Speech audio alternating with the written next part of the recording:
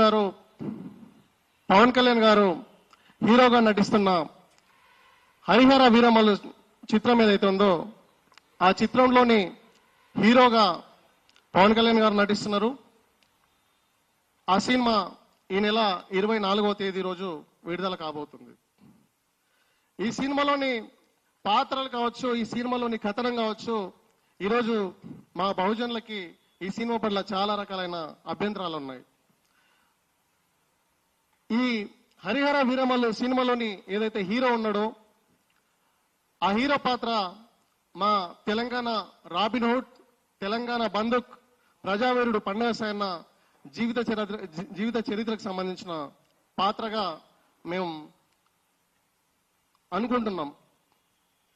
ఈరోజు ఈ హరిహర వీరమల్లుకి సంబంధించి మేము మాట్లాడాల్సి వస్తే దానికి ముందు మేము అసలు ఎవరు ఈ ప్రజావీరుడు పండుగ సాయన్న అనే ఒక చర్చ వస్తుంది. కాబట్టి మేము ప్రజావీరుడు పండుగ సాయన్న గురించి ఒక ఇంట్రడక్షన్ అంటే ఆయన గురించి పరిచయం చేసి మేము విషయంలోకి వెళ్తాం.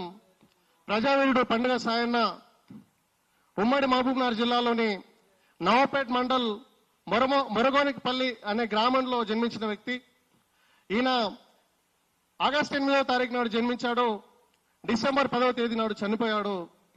అక్కడ ప్రజావీరుడు పండుగ సాయన్న పుట్టే కాలం నాటికి ఈ తెలంగాణ రాష్ట్రంలో తెలంగాణ నిజాం రాష్ట్రంలో భూస్వాములు, పెత్తందారులు, జాగీర్దారులు, పటేళ్లు, పట్వారీ వ్యవస్థ చాలా విస్తృతంగా ఉన్న రోజులు అవి. ప్రజలను అధిక శిస్తులు వేసి అనేక రకాలైన ఇబ్బందులు గురి చేసేవాళ్ళు. ఆడవాళ్లతోటి అనేక రకాలైన సమాజంలో తలదించుకునేటువంటి సంఘ విద్రోహక పనులు చేసేవాళ్ళు ఈ భూస్వాములు, పెత్తందారులు, లేదంటే ఈ అగ్రకుల నాయకులు కావచ్చు. అట్లాగే రైతులు కావచ్చు, పేద ప్రజలు కావచ్చు, కష్టపడి పండించిన పంటలను పండే వరకు అలా చూస్తూ ఉండి పండిన తర్వాత ధాన్యాన్నింటిని దోచుకునే వాళ్ళు. అది మాత్రమే కాకుండా చదువుకునే హక్కులు లేకుండా చేశారు. గడ్డం పెంచుకున్నా, తెల్లని బట్టలు వేసుకున్నా, లేదంటే జుట్టు పెంచుకున్నా, లేదంటే జడలో పూలు పెట్టుకున్నా పండులేసి ప్రజలని అనేక రకాల హింసించే వాళ్ళు. ఎస్సీ, ఎస్టీ, బీసీ, మైనార్టీ వర్గాలకు చెందిన ఏదైతే కుల వృత్తులు, కుల సంఘాలు ఉంటాయో ప్రతి కులం మీద కూడా పన్నులేసి చాలా ఇబ్బందికరంగా హింసించే వాళ్ళు.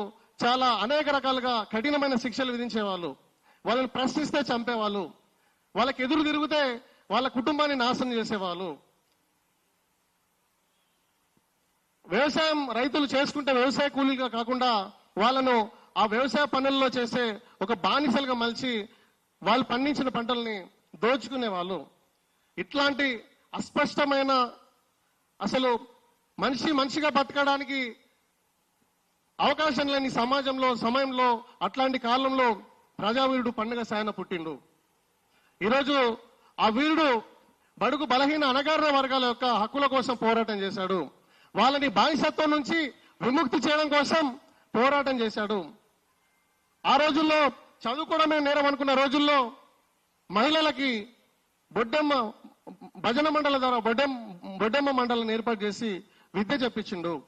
ఈరోజు మనం ఏదైతే సమాజంలో అన్ని వర్గాల వాళ్ళు, అన్ని కులాల వాళ్ళు సమానత్వం కావాలంటే ఖచ్చితంగా కులాంతర వివాహాలు, మతాంతర వివాహాలు జరగాలని చెప్తున్నారు. ఆ కులాంతర మతాంతర వివాహాలు చేసిన గొప్ప సంఘ సంస్కర్త ప్రజావీరుడు పండుగ సాయన్న. అది మాత్రమే కాదు, చెరువులను తవ్వించాడు, నదులకి చెరువులకు అనుసంధానం చేశాడు, రిజర్వాయర్ కట్టించాడు. ఈరోజు ఉమ్మడి మహబూబ్నగర్ జిల్లాలో కావచ్చు, ఉమ్మడి రంగారెడ్డి జిల్లాలో కావచ్చు, ఎన్నో చెరువులను ఈరోజు ప్రజావీరుడు పండుగ సాయన్న కట్టించాడు. ఆ చెరువుల ద్వారా పుష్కలమైన వ్యవసాయం చేసేవాడు. సో చెరువులు తవ్వించి కూడా రైతు బాంధవుడయ్యాడు.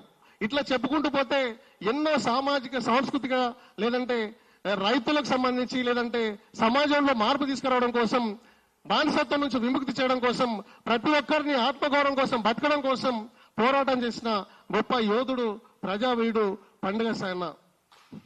ఈరోజు అట్లాంటి వీరుని చరిత్రను ఈరోజు హరిహర వీరమల్లు అనే సినిమాతో అట్లాంటి వీరుని చరిత్రను తీసుకొని ఒక కల్పిత పాత్ర, చరిత్రలో ఎక్కడా లేని ఒక పాత్రను తీసుకొని ఈరోజు హరిహర వీరమల్లు అనే చిత్రాన్ని ఈరోజు నిర్మించే ప్రయత్నం చేస్తున్నారు దర్శక నిర్మాతలు.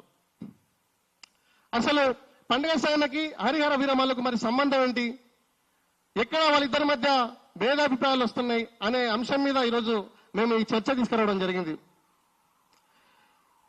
ప్రజావీరుడు పండుగ సాయన గురించి చాలా మంది, మేమే కాదు చాలా మంది కవులు, రచయితలు, చాలా మంది చరిత్రకారులు ఆయన మీద పెద్ద ఎత్తున పరిశోధనలు కూడా చేశారు. ఆయన మీద డెక్కన్ జనార్దన్ అనేసి ఒక గొప్ప చరిత్రకారుడు, తెలంగాణ ఉద్యమకారులు, ఆయన ప్రజావీరుడు పండుగ సాయన్ అనేసి ఒక పుస్తకం రాయడం జరిగింది. అట్లాగే అదే ఆ ప్రజావీరుడు పండుగ సాయన మీద ఇందిరాదేవి గారు అనేసి ఒక గొప్ప